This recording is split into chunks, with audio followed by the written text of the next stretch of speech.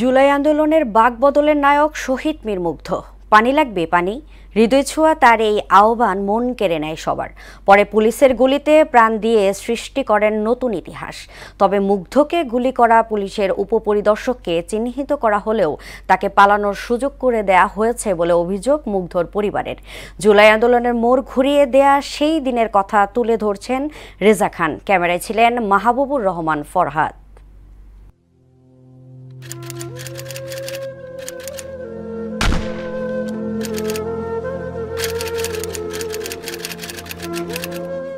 এখন যৌবন যার, যুদ্ধে যাবার তার শ্রেষ্ঠ সময়।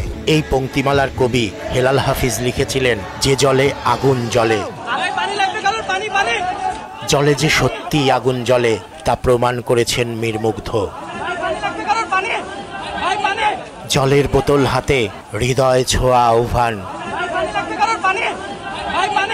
ধেয়ে আসে বুলেট, মাটিতে লুটিয়ে পড়ে মুগ্ধ।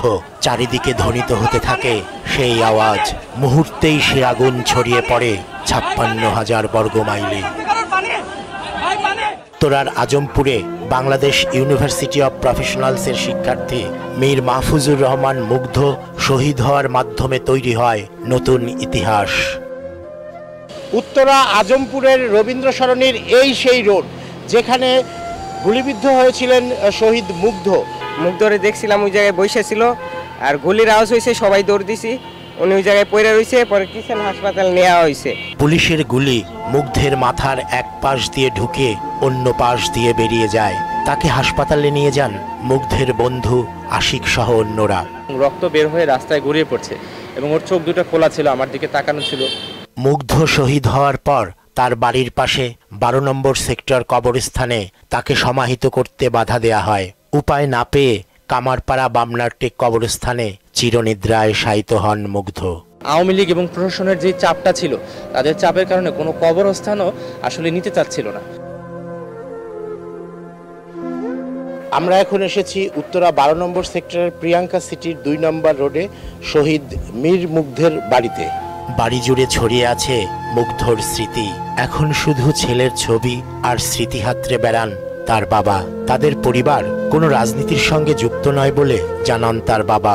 আন্দোলন হয়েছে আমার ৩ ছেলেই কোনো রাজনীতির সাথে আসলে জড়িত না।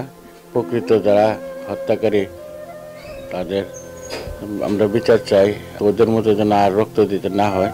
এখনো কেন শহীদ মুগ্ধকে নিয়ে ষড়যন্ত্র, এমন প্রশ্ন তার যমজ ভাই মীর স্নিগ্ধের।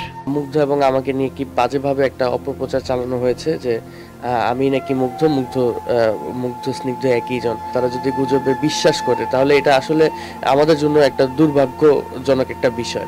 সিসিটিভি ফুটেজ বিশ্লেষণ করে দেখা যায় মুগ্ধকে গুলি করে পুলিশের এক উপপরিদর্শক। শনাক্ত করার পরেও তাকে পালিয়ে যেতে সহযোগিতা করা হয় বলে অভিযোগ করেন শহীদ মুগ্ধের বড় ভাই। তাকে চিহ্নিত করানোর পরেও তাকে সেখানে গ্রেফতার না করে তাকে ঢাকায় আনার নাম করে তাকে পালিয়ে যেতে দেওয়া হয়, যা নিয়ে এখানের উত্তরাবাসী রাস্তায়ও নেমেছিল।